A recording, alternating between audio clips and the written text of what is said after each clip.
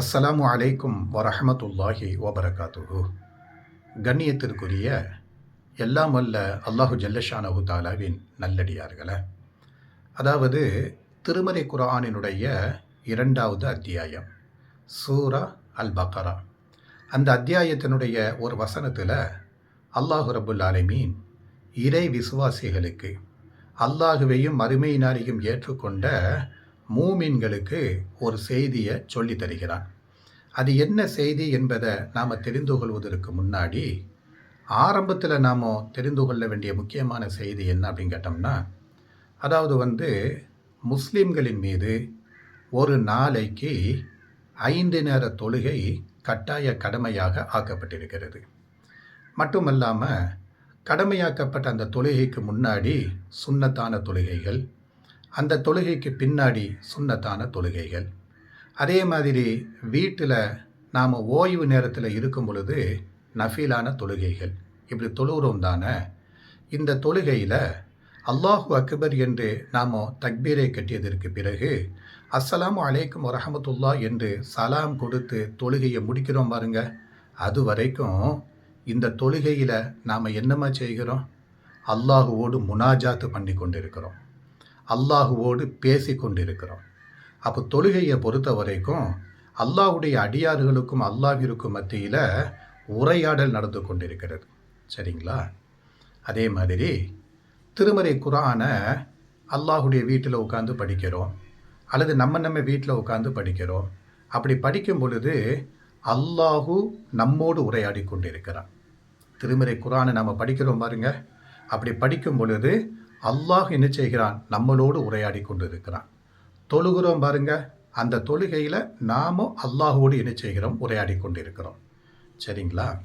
இப்போ திருமறை குர்ஆனை நாம் படிக்கும் பொழுது அல்லாஹ் நம்ம கூட உரையாடுகிறான் அப்படின்னு சொன்னோம் பாருங்க. அப்படி ஒரு உரையாடல் தான் சூரத்துல் பக்கராவில் ஒரு வசனத்தில் அல்லாஹ் ரப்புல் ஆலமீன் நமக்கு சொல்லி தருகிறான். அது என்ன வசனம் அப்படின்னு கேட்டோம்னா, வ அஸா அன் தக்ரஹு ஷையன் வஹுவ கைருல் லக்கும் வ அஸா அன் துஹிப்பு ஷையன் வஹுவ ஷர்ருல் லக்கும் வல்லாஹு யஅலமு வ அன்தும் லா தஅலமூன். இந்த வசனத்தில் அல்லாஹ் நமக்கு சொல்லக்கூடிய செய்தி என்ன அப்படின்னு கேட்டோம்னா, வ அஸா அன் தக்ரஹு ஷைஅன், அதாவது மூமின்களை பார்த்து அல்லாஹ் சொல்லுகிறான், உங்களுடைய வாழ்க்கையில் இது நடக்கக்கூடாது, அது நடந்துவிடக்கூடாது என்று ஒரு காரியத்தை நீங்கள் வெறுப்பீங்க. எப்படிமா சொல்கிறேன்? மூமின்களை பார்த்து அல்லாஹ் என்ன சொல்லுகிறான்?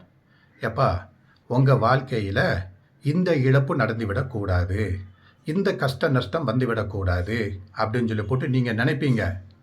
வஹுவ கைருல் லக்கும், அது நடந்துச்சின்னு வச்சுக்கிடுங்களேன், அதில் என்ன நன்மை இருக்குன்னு சொல்லி போட்டு உங்களுக்கு தெரியாது, அது உங்களுக்கு நன்மையாக அமையும் அல்லாஹ் சொல்கிறான்.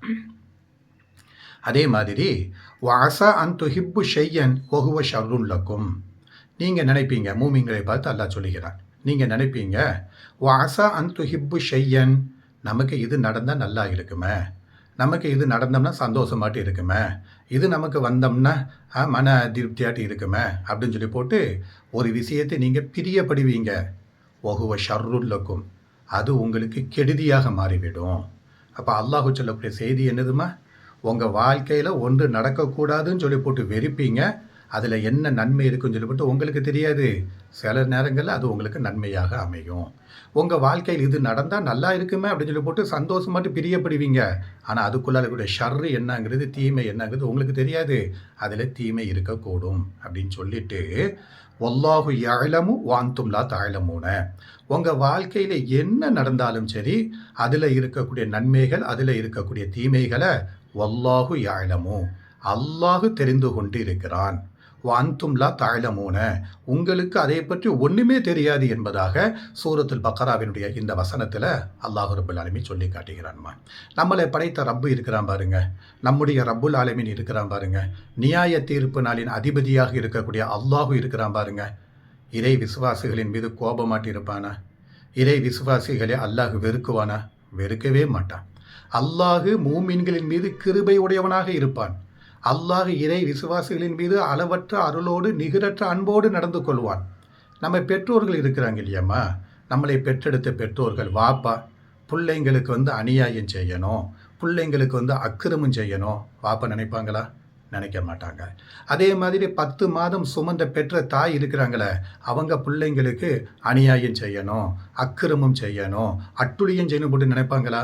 நினைக்க மாட்டாங்க.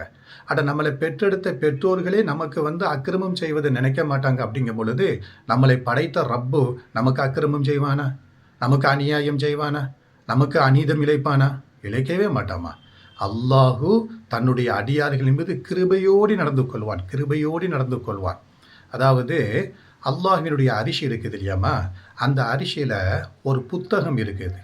அந்த புத்தகத்தில் அல்லாஹ் என்ன தெரியுமா பதிவு செஞ்சு வச்சிருக்கிறான்? என்னுடைய அருட்கொடை அடியார்களின் மீது நான் கிருபையோடு நடந்து கொள்வேன், இரக்கத்தன்மையோடு நடந்து கொள்வேன் அப்படிங்கிற இந்த பண்பு இருக்குது பாருங்க. இந்த பண்பு நான் கோபப்படக்கூடிய பண்பை மிகைத்து விட்டது. அப்போ என்னுடைய அடியார்களின் மீது நான் கோபப்படுவதை விட என்னுடைய அடியார்களின் மீது கிருபையோடு நடந்து கொள்வதுதான் என்னிடமிருந்து முந்தி வருகிறது என்பதாக அரிசிக்கு மேலால இருக்கக்கூடிய கிதாபுல அல்லாஹ் எழுதி வைத்திருக்கிறான் என்பதாக அல்லாஹுடைய ரசூல் என்ன செய்றாங்க சொல்லி தராங்கம்மா. எனவே அல்லாஹுவை பொறுத்த வரைக்கும் நமக்கு அநியாயம் செய்யவே மாட்டான், நமக்கு அக்கிரமம் செய்யவே மாட்டான், நமக்கு அநீதம் இழைக்கவே மாட்டான், நம்ம மேலே கோபமாக இருக்கவே மாட்டான், நம்ம மேலே கொடூரமாக இருக்கவே மாட்டான். அப்போ அல்லாஹ் எப்படி இருப்பான்? அர் ரஹ்மான் அர் ரஹீம். அவன் அளவற்ற அருளாளன், நிகரற்ற அன்புடையவன். எனவே நம்ம வாழ்க்கையில் எது நடந்தாலும் சரி, அதில் நன்மை தான் இருக்குமே தவிர அதில் தீமையே இருக்காது. இது ஒரு இறை விசுவாசினுடைய அடிப்படை கொள்கையாக இருக்க வேண்டும்.